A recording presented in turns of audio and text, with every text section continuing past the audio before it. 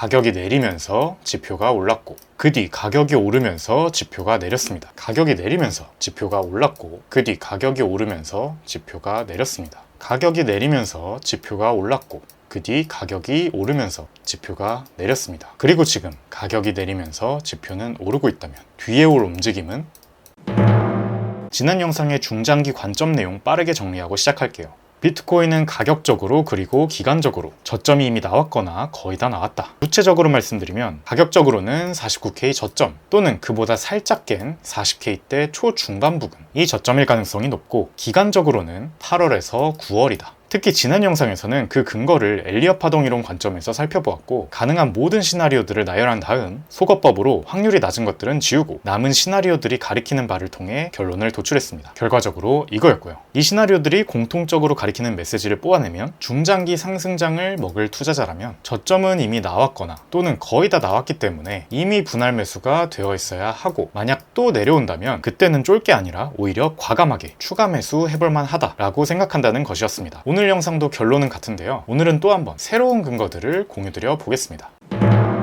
빗피넥스는 비트코인의 초기부터 역사를 함께 해온 세계 10위권의 거래소입니다. 여기에서 활동하는 거래들의 움직임은 시장을 예상하는 주요 지표가 되기도 했습니다. 저도 모니터에 앉아서 제 관점을 재점검하다가 문득 이 거래소의 롱 물량은 어떤 상태일까 궁금해서 지표를 켜고 차트와 비교해보니 굉장히 흥미로운 사실을 한 가지 알아냈습니다. 2019년부터 현재까지의 롱 물량 지표를 보면 비트코인 가격이 내릴 때 롱 물량이 증가한 경우 추후 가격이 오르며 롱 물량은 원래 상태로 줄어드는 현상이 발생했다는 점이었습니다. 가설적으로 해석하면 이 거래소의 고래들이 가격이 하락할 때 롱을 매집했다가 추후 가격이 오를 때 또는 가격을 올리면서 해당 롱 물량을 익절하는 움직임이 나타났다는 것이죠. 그렇게 늘어났던 롱 물량이 다 정리되고 나면 사이클의 단기 고점이 오기도 했습니다. 예외는 가격이 오를 때 롱 물량이 같이 올라간 경우로, 이는 선물 롱 포지션을 통해 시장 가격을 강제로 올린 다음 개미들이 충분히 꼬셔지면 롱 물량을 정리하면서 시장을 빠져나가는 움직임이었다라고 해석할 수 있었습니다. 다시 돌아와서 앞서 말씀드렸던 매집의 사례들을 살펴보면 2019년도 말에도 가격이 내리고 횡보할 때 롱 포지션을 크게 오픈하면서 매집했고, 추후 가격이 그 이상으로 오르면서 늘어났던 롱 포지션들을 익절했습니다. 부처빔이 있었던 2021년 중반에도 가격이 내리면서 롱 포지션을 크게 오픈했고, 추후 가격이 그 이상으로 오르면서 오픈했던 롱 포지션들을 익절로 마무리했습니다. 2022년의 하락장에서도 가격이 내릴 때 롱 포지션을 크게 오픈했는데요. 2023년 추후 가격이 올라가면서 해당 롱 포지션을 익절했음을 볼 수 있습니다. 그런데 올해 3월 고점부터 가격이 내리는 가운데 빗피넥스 롱 물량이 오르기 시작했습니다. 이러한 물량은 아직까지 해소되지 않고 있는데요. 따라서 여전히 롱을 매집 중이다 라고 볼 수 있겠죠. 자세히 보면 6월 말에서 7월 초 조정장에 67에서 54K에서 한 번, 그리고 이번 9월 초 조정에 61에서 63K에서 또 한 번 롱 포지션이 급격하게 증가했음을 알 수 있습니다. 따라서 저는 이러한 매집이 더 늘어날지 알 수는 없지만 결국에는 가격이 이들의 매집 평단 수준보다는 더 올라갈 확률이 높겠다라고 예상해 볼 수 있겠죠. 그리고 마침내 가격이 실제로 오르고 동시에 롱 물량이 증가하기 시작했던 수준만큼 다시 감소하여 익절되는 모습을 보인다면 단기 고점까지도 예상해 볼 수 있겠습니다.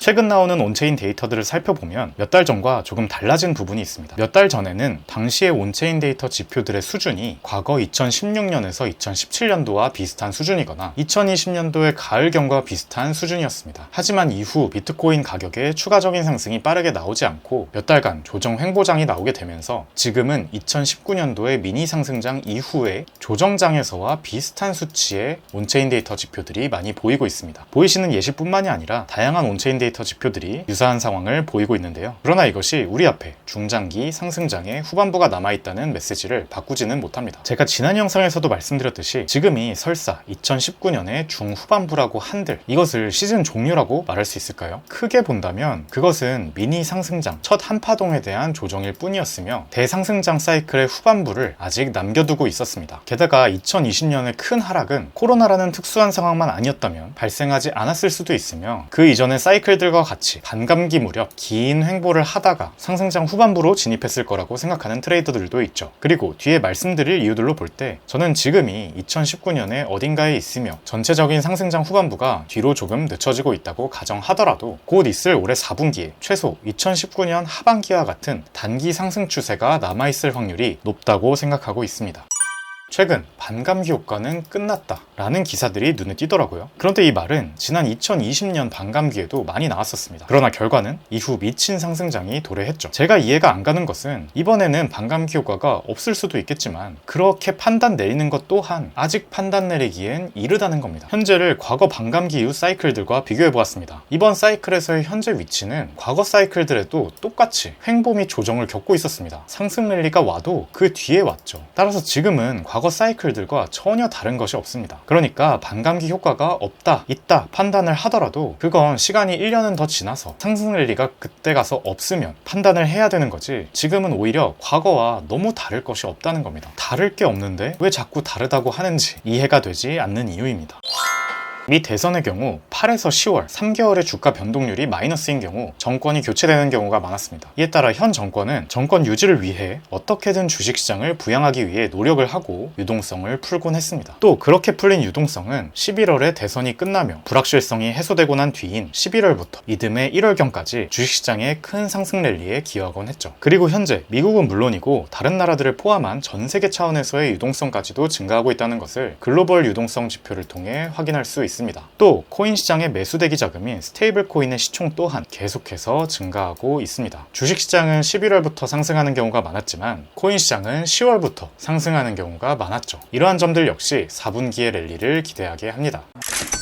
유튜브, 텔레그램 등으로 정보 공유가 많이 됨에 따라 이제는 많은 분들께서 금리 인하가 시작되고 한 달쯤 뒤에 경기 침체로 인한 하락장이 오곤 했다는 점, 그리고 장단기 금리차 역전이 해소되며 다시 0 위로 올라올 때 경기 침체로 인한 하락장이 오는 경우들이 있었다는 점을 잘 알고 계십니다. 저 역시 이 부분을 과거부터 여러 차례 말씀드렸고 투자의 수단 중 하나로 삼고 있습니다. 9월에 금리가 인하되는 점은 단기적으로 위험 요소이며 장단기 금리차 또한 드디어 0 위로 올라왔습니다. 제가 직접 분석하기로는 0이 아니라 0.3 수준까지 올라오면 침체가 오는 점이 많았기 때문에 제가 아까 말씀드린 대로 4분기에 주식시장과 코인시장에 상승 랠리가 오더라도 그 상승 랠리 이후 내년 상반기쯤에 장단기 금리차가 실제로 0.3 수준까지 추가적으로 올라온다면 주식과 코인 비중은 조금 줄여볼 생각도 하고 있습니다. 물론 이건 지표가 갑자기 지금부터 다시 0 아래로 내려갈 수도 있기 때문에 미리 정해놓는 것이 아니라 그때 가서 실제로 0.3 이상으로 올라오는지 확인하고 대응하면 될 것입니다.